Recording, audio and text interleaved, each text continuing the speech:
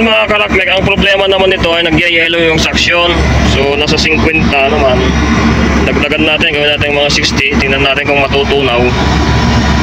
Ayan, R22 ito. Check natin baka matunaw siya. So kung matunaw, yun lang ang problema niya. Kailangan na madagdagan lang.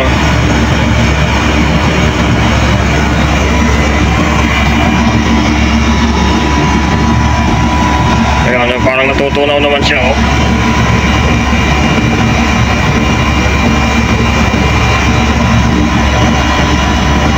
Ayun guys, oh, natunaw siya. Yun. Kaya ang sabi ng ating customer, minsan daw ay yun, nag-automatic na siya, oh, yung ating nag-automatic na siya guys, yung ating ano, package. Ayan, so ang sabi ng kliyente dito sa unit nito, itong wall mounted ay maingay daw minsan yung fan, parang may sumasabit. So yun na yun ang problema niya. Nag-yellow yung evaporator. Pag kumapal yung yellow, sasabit dun sa blower wheel, kaya yun maingay. Yun, ito na yung dahilan niya guys. So check natin kung ilan na. Ayan, 55 o 60 siguro. Okay na. Kita naman ninyo guys, natunaw na yung yellow habang kinakargahan natin. Ayan, sana nga magtuloy-tuloy siya. Ayan, unti-unti na yan. Pag mag-clear na ito, okay na yan.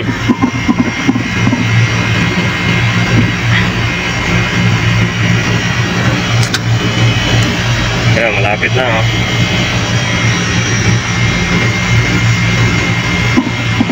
Ang oras na, alas 5 na. Mataas pa ang araw. Wala, parang steady na yung ano, crayon, ay yung yellow, ah. Tumba mga konti yan bro. Tumba lang, tumba. Yan, dito ko na kontrolin. Yan, para hindi magbigla yung compressor natin. Okay naman nakatumba yan guys. Dito lang natin kontrolin. Huwag lang isagad na bukas ito dahil sigurado yan.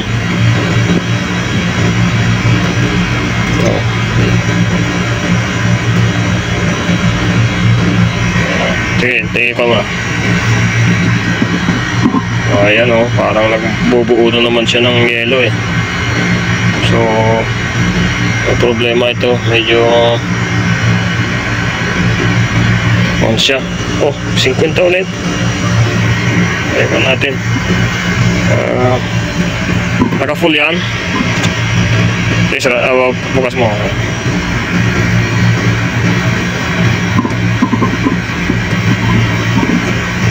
Wala na, nagbuo na ulit. Kontaminado na itong ating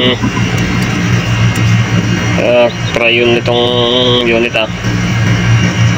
Ayan, oh. Kailangan siguro i-reprocess to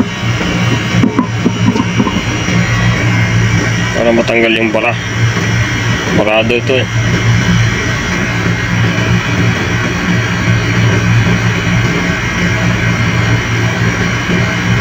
Yun, parang nawawala na yung yellow.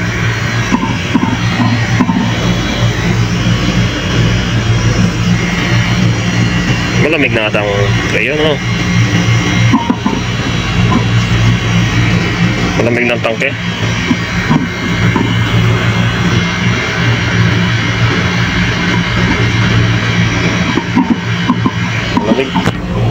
Malamig nga. Buksan mo yung ano, konti lang para liguan natin yung hangke. Yung gripo paliguan natin para maganda. Kaya guys, liguan namin to dahil hindi na pumapasok, walang baon.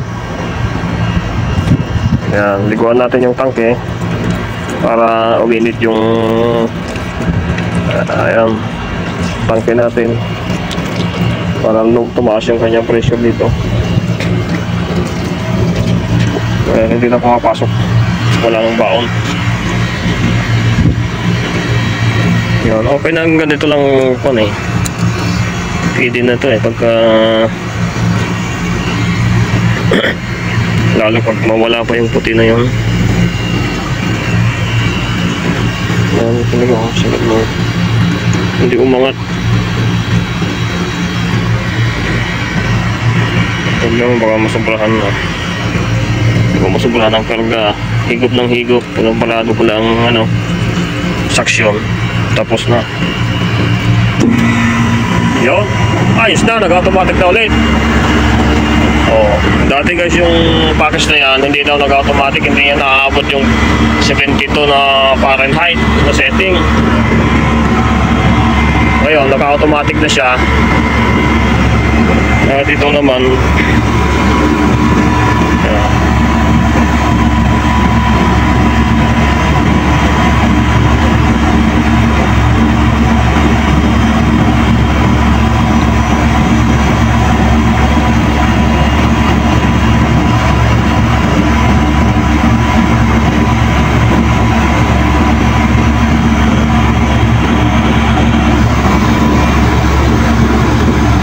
hindi mag 60 ito, wala. Parado ito. Ganun pa din 50, 55.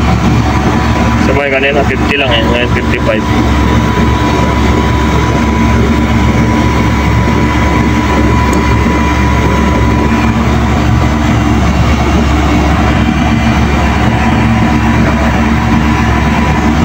Abutin lang ng 8 minutes para okay yung ating video. 8 minutes. Pero okay na ata pwede na ata. Wala na yellow Yung.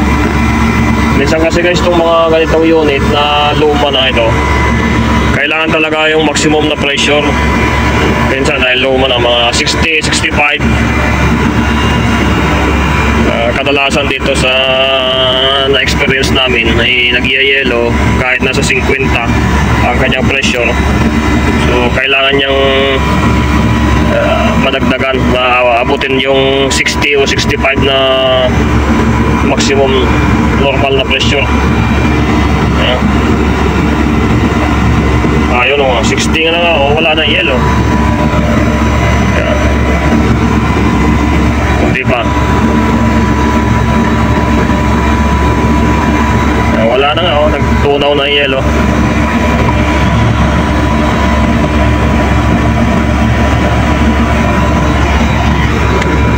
Okay na, pumasok na. Ayan, 60. Kunti pa. Para may sobra.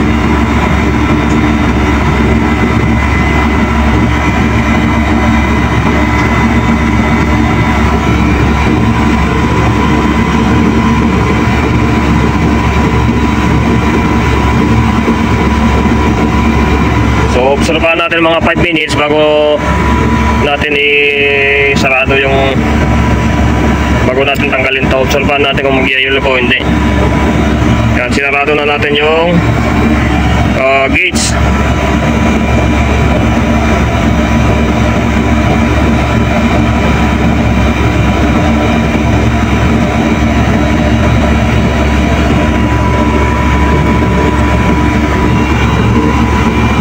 So, okay na to guys. Wala nang dagdagan pa ng konti. Okay to, wala nang yellow. So, thank you for watching sa ating mga videos. Sa panonood ninyo.